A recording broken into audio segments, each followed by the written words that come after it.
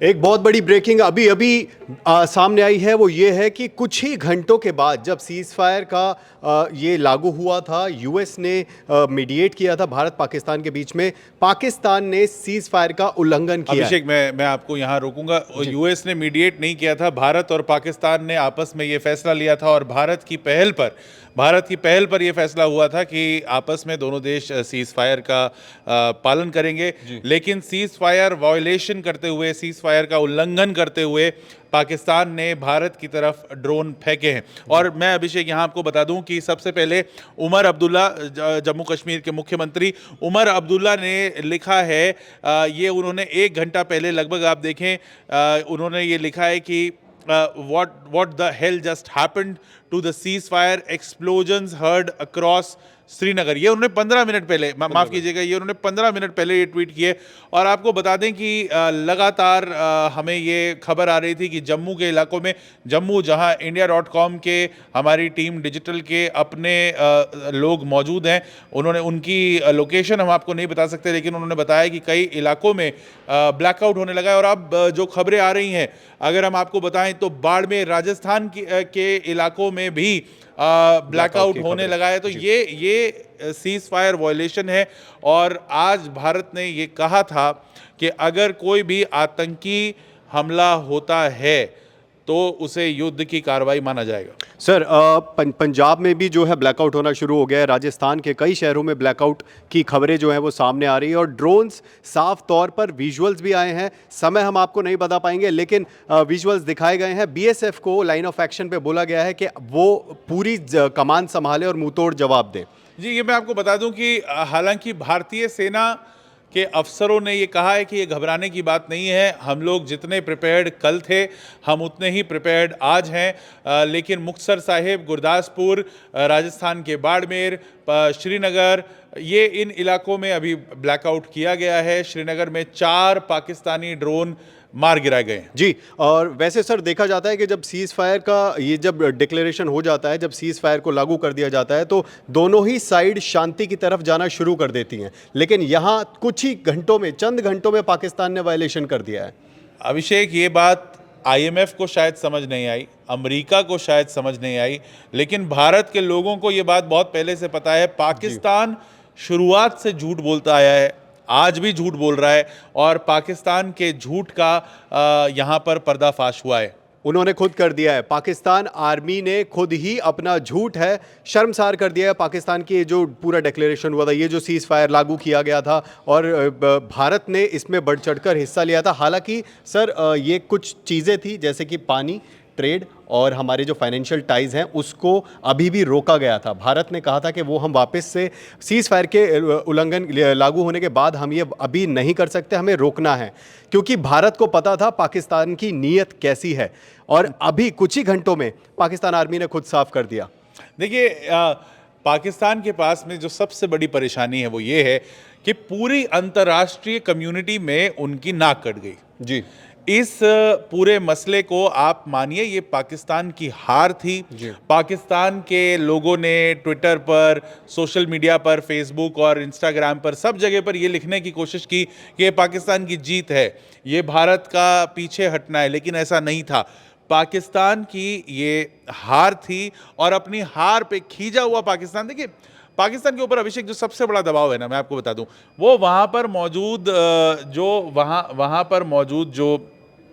आतंकवादी संगठन है, जी बिल्कुल, लश्कर और जैश, 7 मई की एयर स्ट्राइक में उन्हें जितना बड़ा नुकसान हुआ है वो पाकिस्तान को चैन से बैठने नहीं देंगे। आपने इतने साल उन आतंकवादियों की कमाई पर अपना देश चलाया है, आज जब वो आतंकवादी मारे जा रहे हैं तो वो आपको चैन से बैठने नहीं देंगे।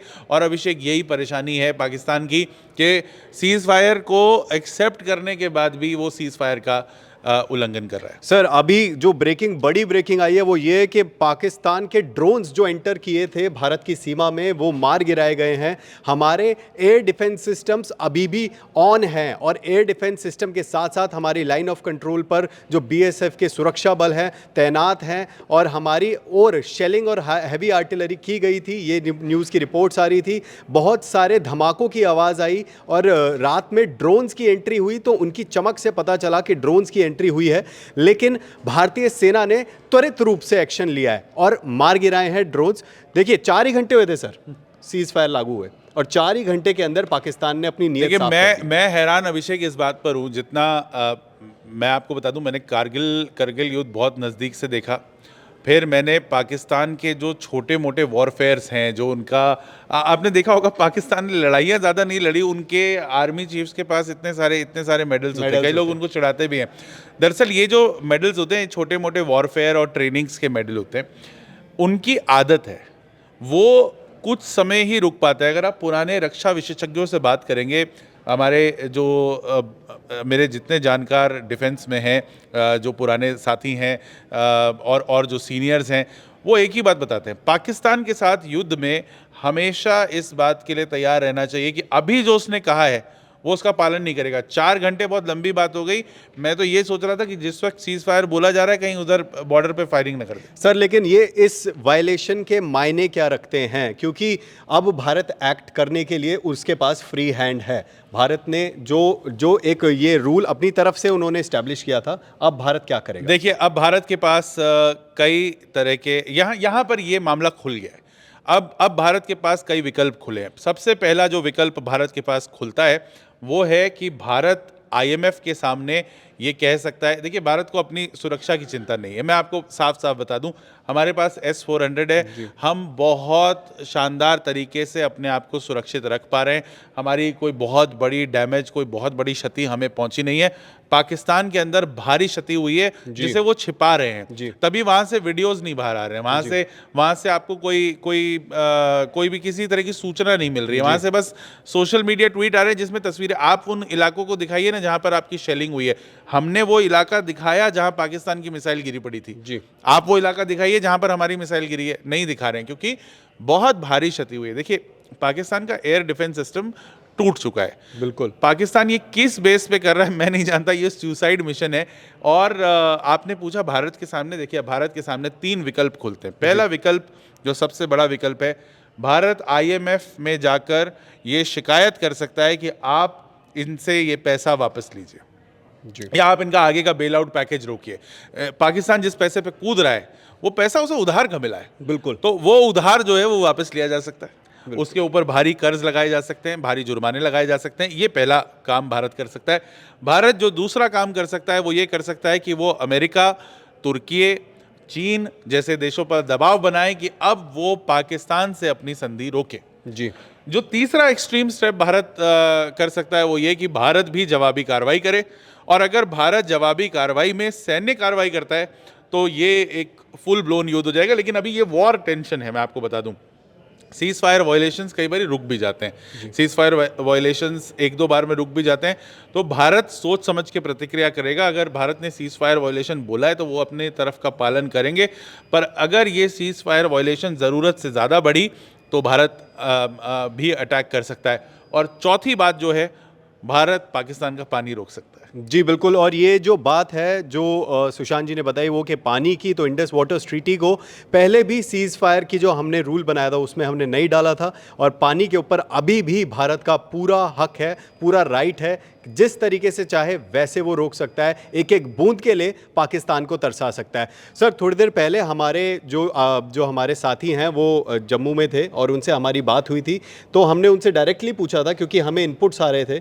कि सीज फायर का कुछ वायलेशन हुआ है, तो उनका भी ये कहना था कि अभी आवाज़ आई है लेकिन कंफर्म नहीं हुआ है, लेकिन थोड़ी थोड़ी देर बाद ये समझ में आया कि अंधेरे में देखिए ऐसा होता है। मैं आपको बताता हूँ, कई बार क्या होता है, मास हिस्टीरिया एक चीज़ होती है, एक साइंटिफिक टर्म होता है, साइकोलॉजिकल टर्म होता है मास हिस्टीरिया।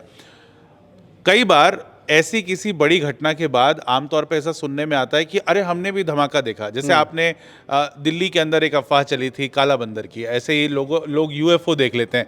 तो कई बार जब लगातार धमाके की खबरें आ रही होती हैं तो लोग ऐसा मान लेते हैं कि धमाका फिर से सुना गया।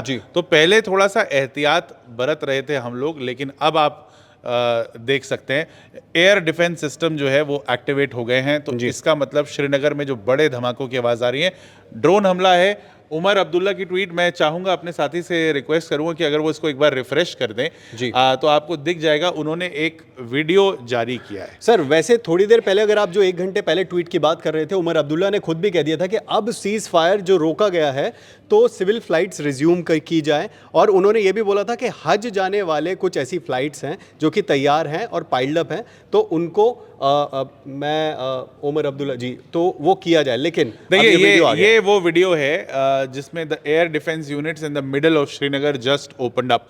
देखिए एयर डिफेंस यूनिट आप जानते हैं जी, भारत जितनी सीमा है, अगर ये आप अगर मुझे मैप यहाँ दिखवा सकें अभिषेक जी, तो मैं आपको बताऊंगा कि भारत की कौन सी सीमा मैं है आपके लिए मैप के लिए मैं जी प्लीज अगर आप मैप पे बैठे और मैं आपको यहाँ साथियों मैं आपको दिखाना चाहता हूँ। देखिए ये वो वीडियो है जो चीफ मिनिस्टर उमर अब्दुल्ला ने बताया। बड़ी खबर ये है कि श्रीनगर में बम धमाकों की आवाज़ आ रही है।